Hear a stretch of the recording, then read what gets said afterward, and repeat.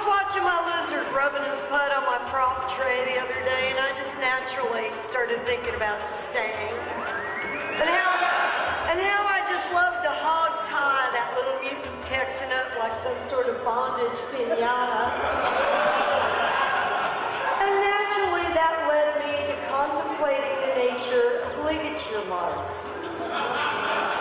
Now I've got a little Latin lingo in my background, and I know that the lig in ligature means tie. It comes from the Latin ligo, to tie.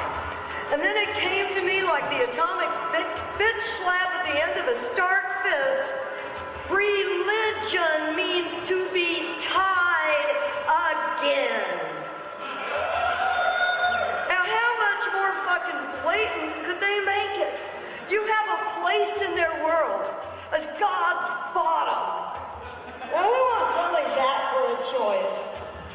Oh, now, I don't want to be calling subgenius a religion now, although I have in the past.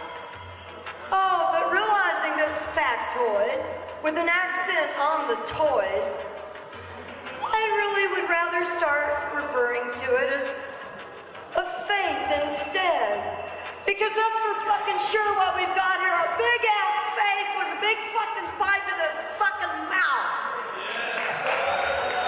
And that pipe is our affirmation. Say it with me, seekers. Bob sold it. I smoked it. That settles it. Because you know what they say. They say, God is in the details. Well, I'm here to tell you that Bob is in the retail. And as a subgenius, you can get it wholesale, seekers. Yeah. Because one thing is for sure, you need slack. And the good thing is that membership in the Church of the Subgenius is still under $1 bazillion goddamn dollars. Yes, you can still buy your way out of pink perdition. You can actually bribe your way to salvation. And you don't have to knock over a bank to do it. No, you don't have to rob a 7-Eleven. You don't have to shoot an old lady in the legs unless you want to.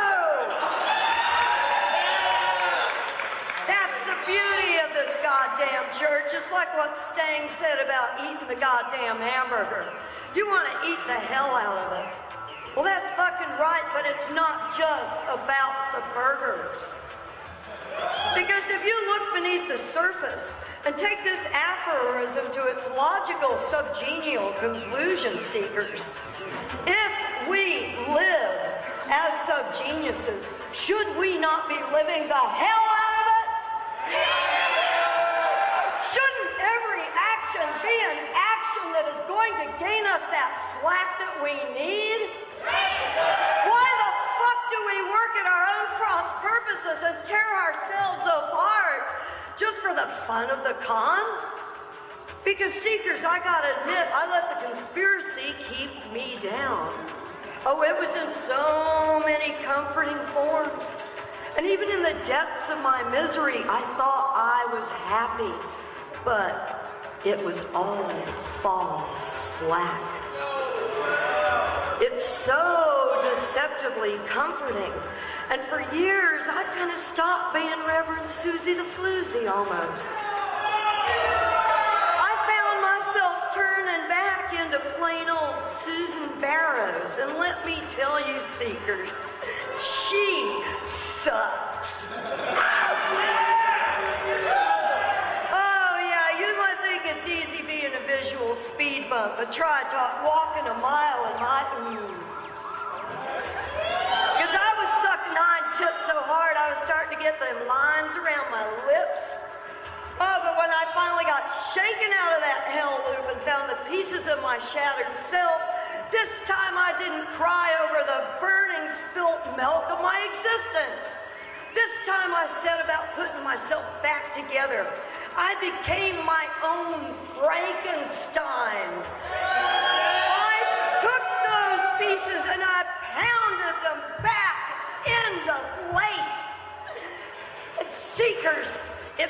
fucking Rick like I can do it, so can you.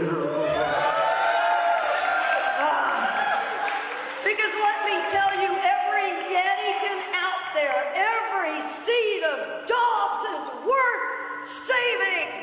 Fuck yeah, even if it's only to piss them off, you need to stick around. And I want you to do something for me, each and every one of you.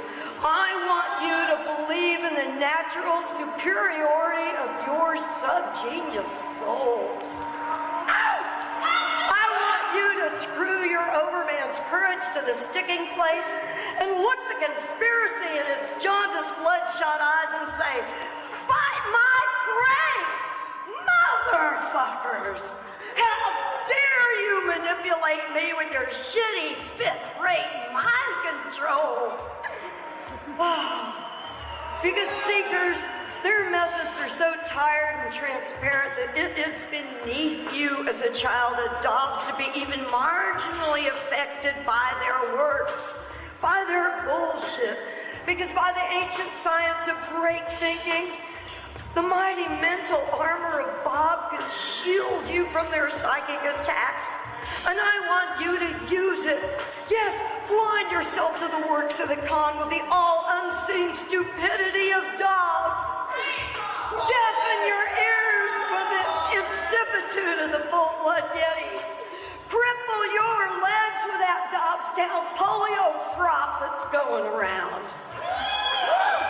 Using the church's proven survival techniques to incapacitate yourself, you can actually seem so unfit for exploitation by the con that they will not even see you on their radar.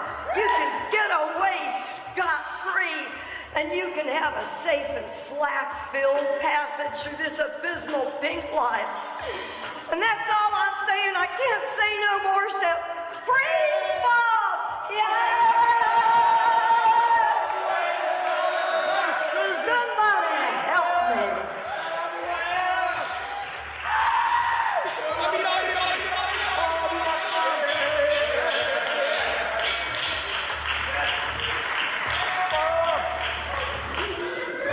She is absolutely